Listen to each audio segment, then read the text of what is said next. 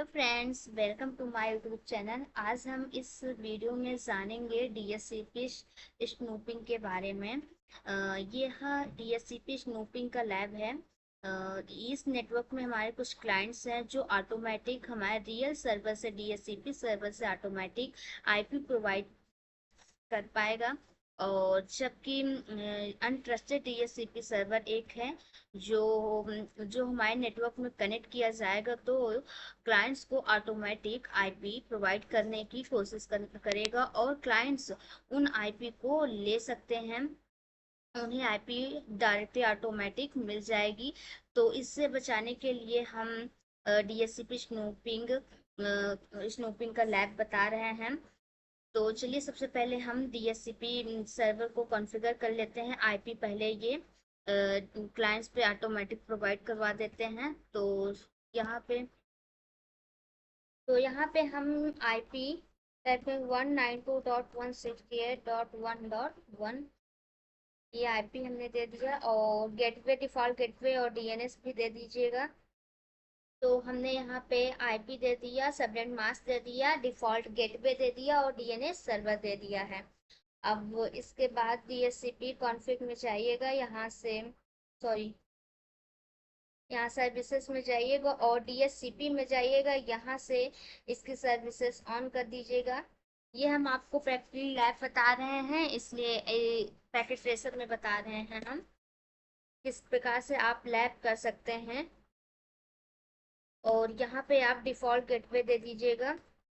Default gateway हमारा है 192.168.1.1 और यहाँ पे डीएनएस सर्वर दे दीजिएगा। हम डीएनएस सर्वर दे देते हैं 8.8.8.8 और यहाँ पे हम स्टार्ट आईपी दे देते हैं 5192.168.1.5 और यहाँ पे जीरो रहेगा, सही है। और मैक्सिमम हमारे क्लाइंट्स कितने हो सकते हैं, यूजर्स कितने हो सकते हैं, तो 150 हमने कर दिया है। और हमारे पास टीएफ टीपी सर्वर तो है नहीं, तो इसलिए हम यहाँ पे आईपी नहीं देंगे। और यहाँ से हम फिर सेव कर देते हैं। सेव करने के बाद इसे हम कट करते हैं और यहाँ से अब हम क्लाइंट्स पे जाते हैं और यहाँ पे हम डीएचसीपी ऑटोमेटिक देखिए यहाँ पे आईपी मिल चुका है। और दूसरे भी क्लाइंट्स पे ऐसे हम जाते हैं। ये स्टैटिक है, डीएचसीपी पर हम क्लिक करेंगे और यहाँ से आप देख सकते हैं ऑटोमेटिक यहाँ भी आईपी मिल चुका है। इसी प्रकार से हम सभी क्लाइंट्स पे जाएंगे और ऑटोमेटिक आईपी प्रोवाइड हो चुका होगा। तो अब अनट्रस्टेड डीएचसीपी सर्वर को हम कॉन्फ़िगर करेंगे और अपने ही नेटवर्क में कनेक्ट करके दिखाएंगे कि यदि अनट्रस्टेड सर्वर होगा जो हमारे नेटवर्क में कनेक्ट करके हमारे क्लाइंट्स को आईपी देना चाहेगा, जिससे कि हमारे क्लाइंट्स पे कुछ इन्फेक्टेड हो सकता है, कुछ दुर्भावनापूर्व हो सकता है। उससे बचाने के लिए हम किस प्रकार से क्या क्या उपाय कर सकते हैं उसको भी हम बताएंगे। सबसे पहले इसे हम कॉन्फ़िगर कर लेते हैं। तो इससे इसमें भी हम आईपी टाइप कर देते हैं 172.60.1.2। इस रेंज का आईपी हमने दिया है। तो यहाँ पे हमने ये गेटवे डिफ़ॉल्ट गेटवे और डीएनएस भी दे दिया है।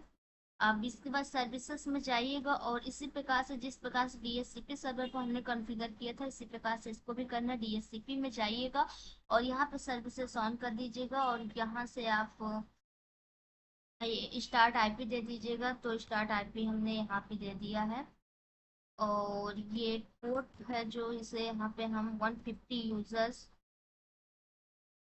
मैक्सिमम दे दिए हैं और यहाँ से हम डिफ़ॉल्ट गेटवे भी दे देंगे।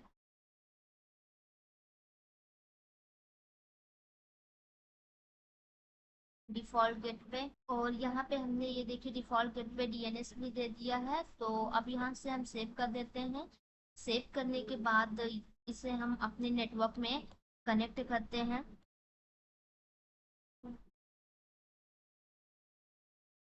और स्विच पर इसे हमने कनेक्ट कर दिया स्विच के द्वारा।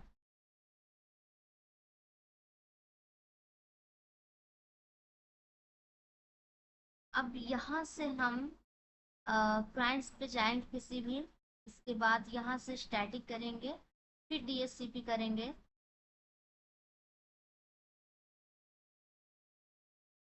तो यहाँ से हम एक बार फिर से DHCP पर क्लिक करते हैं और ये देखिए हमारा 172 रेंज का आईपी, ये अनट्रस्टेड DHCP सर्वर की आईपी यहाँ पे पड़ गई है।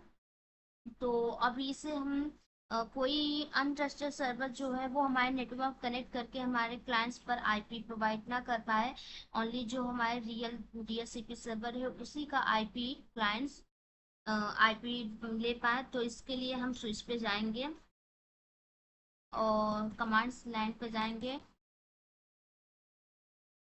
यहाँ पे टाइप करेंगे enable configure terminal IP DHCP space snooping. इसके बाद इंटर कीजिएगा। फिर यहाँ से आप VLAN 1 किसके लिए, जिसके लिए आप क्रिएट कर रहे हो उसका VLAN 1। इसके बाद उसका पोर्ट नंबर, तो हमने जो रियल हमारा DHCP है उसे हमने पोर्ट नंबर 24 से कनेक्ट किया गया है। तो इंटरफेस फास्ट ईथरनेट 0/24 एंटर कीजिएगा।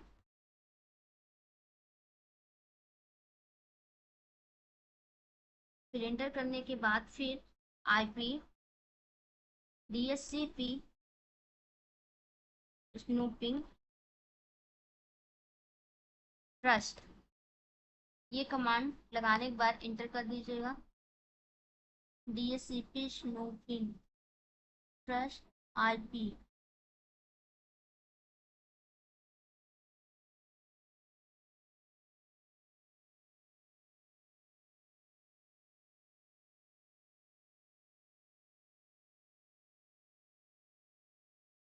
के बाद आप देखिएगा ओनली हमारी ये जो DHCP है रियल का, ओनली उसी से हमारे क्लाइंट्स को आईपी प्रोवाइड हो सकता है और अनट्रस्टेड DHCP सर्वर से आईपी प्रोवाइड नहीं हो पाएगा, क्योंकि हमने कॉन्फ़िगर कर चुके हैं इस सेटिंग्स को। तो यहाँ पे स्टैटिक्स जाते हैं और फिर से यहाँ DHCP करते हैं। तो ये देखिए ओनली हमारा 192 डॉट का ही रेंज की आईपी, ये देखिए अब 172.60.1.2 का आईपी नहीं ले पा रहा है। तो इससे हमारे नेटवर्क में सिक्योरिटी बढ़ जाएगी और कोई भी अनट्रस्टेड DHCP सर्वर हमारे क्लाइंट्स पर, यूजर्स के क्लाइंट्स पर कोई भी हार्म नहीं पहुंचा पाएगा।